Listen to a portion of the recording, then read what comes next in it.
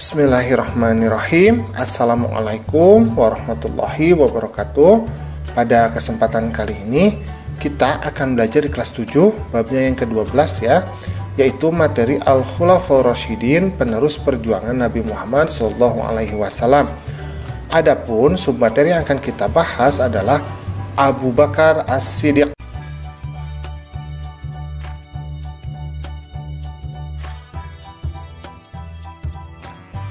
Nah, Abu Bakar As-Siddiq ini memiliki nama asli yaitu Abdullah bin Abi Quhafah. Beliau berasal dari Bani Taim dan beliau dilahirkan pada tahun 573 Masehi.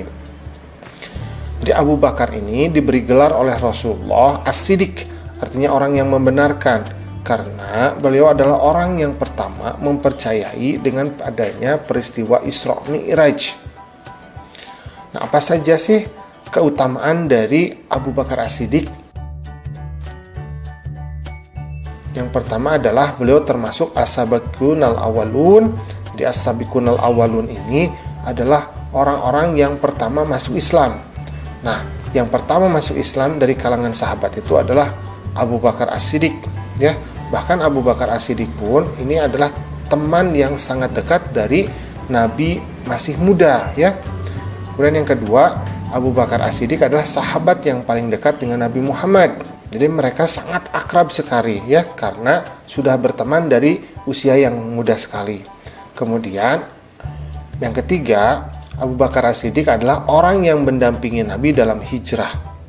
Nah, yang mendampingi Nabi ketika hijrah dari kota Mekah ke kota Madinah ini adalah Abu Bakar As-Siddiq.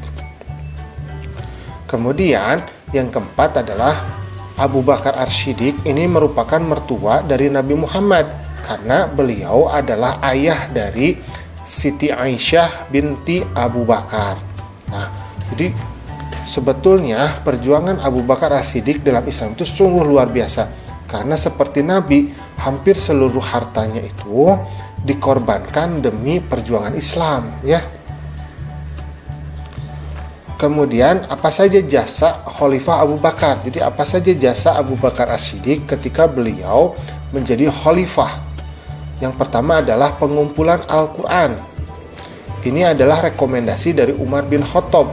Kegiatan ini dipimpin oleh Zaid bin Sabit. Jadi ketika Nabi meninggal, maka Abu Bakar kemudian diangkat menjadi khalifah. Ternyata banyak orang yang menjadi murtad setelah kematian Nabi, maka Abu Bakar ini memerangi mereka, dan dalam peperangan tersebut hampir 70 orang para penghafal Al-Quran ini meninggal, sehingga Umar bin Khattab itu takut kalau Al-Quran itu bisa sampai hilang.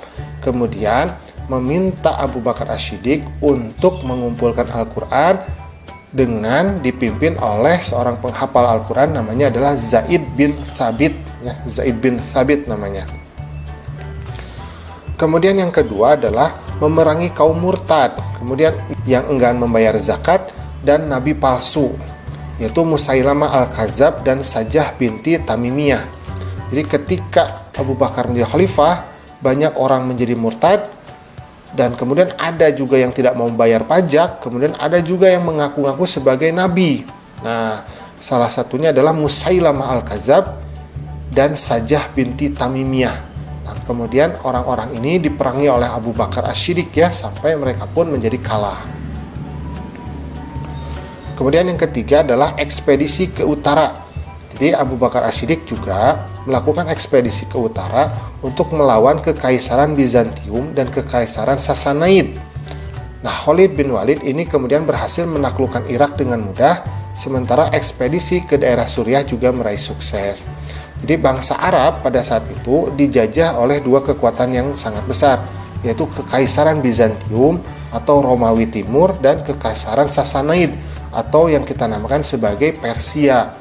Nah, mereka menguasai tanah Arab. Karena itu Abu Bakar As-Siddiq kemudian memerangi mereka dan berhasil menaklukkan daerah-daerah dari Kerajaan Bizantium dan Kerajaan Persia. Oke, kita lanjutkan ya pembelajarannya. Nah, Umar bin Khattab ini dilahirkan sekitar tahun 584 Masehi. Beliau ini berasal dari Bani Adi. Sebelum masuk Islam, Umar bin Khattab ini merupakan salah satu tokoh Quraisy yang sangat kuat perlawanannya terhadap Nabi Muhammad. Jadi Umar bin Khattab itu sebelum masuk Islam itu merupakan salah satu kafir Quraisy yang sangat sering menyiksa para pengikut dari Nabi Muhammad. Bahkan memiliki keinginan yang sangat besar untuk membunuh Nabi Muhammad. Jadi saat sebelum masuk Islamnya ya. Nah kemudian Umar bin Khattab ini masuk Islam. Nah, maka Umar ini kemudian diberikan julukan oleh Nabi yaitu Al-Faruq, yang artinya orang yang bisa memisahkan antara kebenaran dan kebatilan.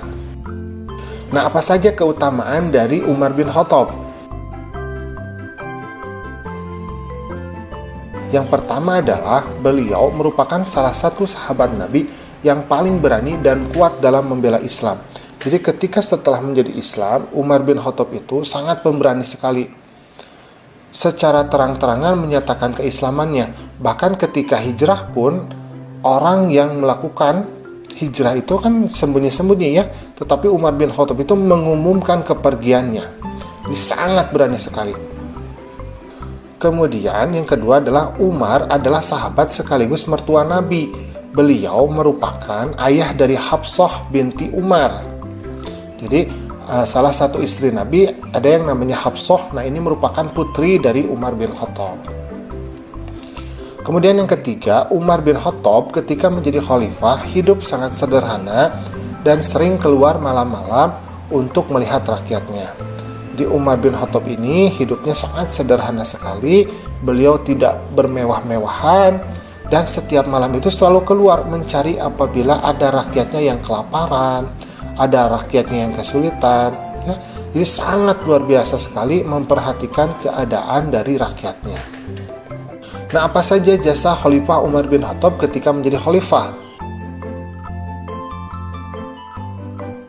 Yang pertama adalah beliau berhasil menaklukkan kerajaan Sassanid ya, atau kerajaan Persia, dan membebaskan daerah Mesir, Palestina, Syria, Afrika Utara, dan Armenia dari kerajaan Bizantium, atau yang kita kenal sebagai kerajaan Romawi Timur.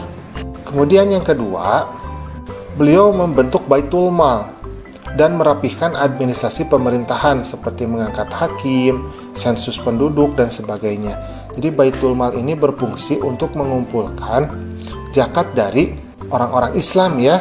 Nah, dari Baitul Mal ini kemudian bisa menggaji prajurit ya, bisa menggaji para pembantu khalifah. Nah, itu dari sana ya. Kemudian beliau juga merapikan administrasi pemerintahan ya, mengangkat hakim, kemudian ada sensus penduduk, sehingga pada masa Umar bin Khattab ini kesejahteraan masyarakat itu menjadi sangat meningkat karena administrasi itu tersusun secara rapi. Kemudian yang ketiga, beliau adalah orang yang menentukan kalender Islam, yaitu dari awal hijrah Nabi Muhammad. Nah, pada masa lalu orang-orang Arab itu tidak mengenal kalender secara tahun, jadi mereka itu mengenal kalender itu secara peristiwa. Contoh misalkan kelahiran Nabi Muhammad, yaitu 12 Rabiul Awal. Nah tahunnya tahun gajah, karena peristiwanya ada penyerangan pasukan gajah. Jadi tidak mengenal tahun itu sebagai bilangan. Nah karena itu oleh Khalifah Umar bin Khattab kemudian ditentukan sebuah kalender namanya kalender Hijriyah ya, yang berdasarkan perhitungan bulan. Itu dari awal Nabi hijrah dari kota Mekah menuju kota Madinah. Kemudian yang keempat, beliau juga merenovasi, jadi memperbaiki Masjidil Haram, kemudian Masjid Nabawi ya, sehingga menjadi lebih luas, menjadi lebih layak untuk dilakukan ibadah. Oke, kita lanjutkan. Utsman bin Affan ini terlahir dari keluarga saudagar yang sejahtera. Utsman dikenal juga sebagai pribadi yang lembut dan murah hati. Utsman berasal dari suku Bani Umayyah. Beliau masuk Islam atas ajakan dari Abu Bakar As-Siddiq. Nah, Utsman ini adalah salah satu dari 22 orang Mekah yang tahu cara menulis.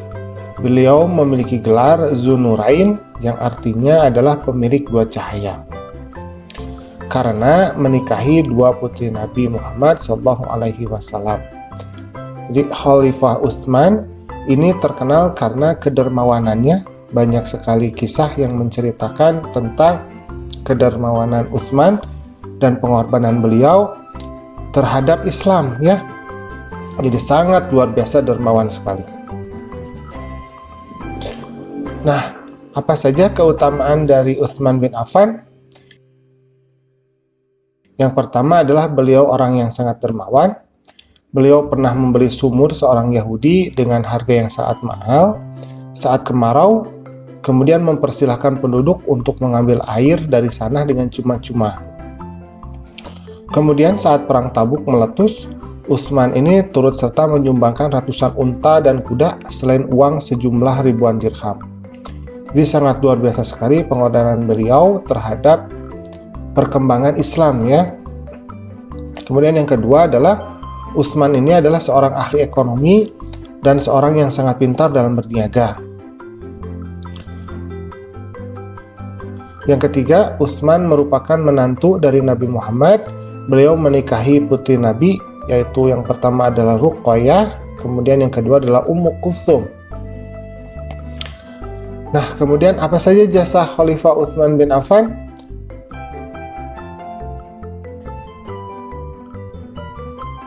Yang pertama adalah beliau merenovasi dan mempercantik Masjid Nabawi di Madinah yang telah dibangun oleh Khalifah Umar bin Khattab.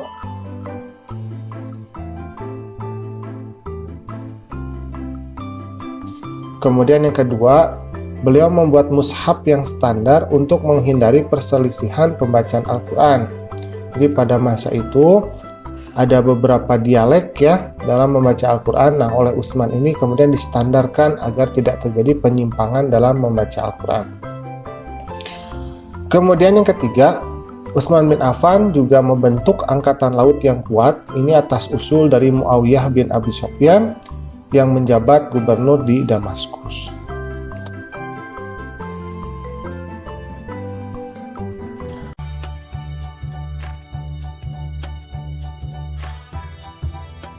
Ali bin Abi Thalib ini mempunyai nama asli yaitu Haidar. Haidar itu artinya singa ya kalau dalam bahasa Arab, bin Abu Thalib.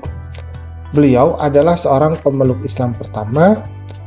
Ini termasuk kepada as-sabiqunal awalun ya, dan juga merupakan keluarga dari Nabi Muhammad karena beliau itu adalah sepupu dari Nabi Muhammad. Nah, apa saja gelar yang melekat pada Ali bin Abi Thalib ya?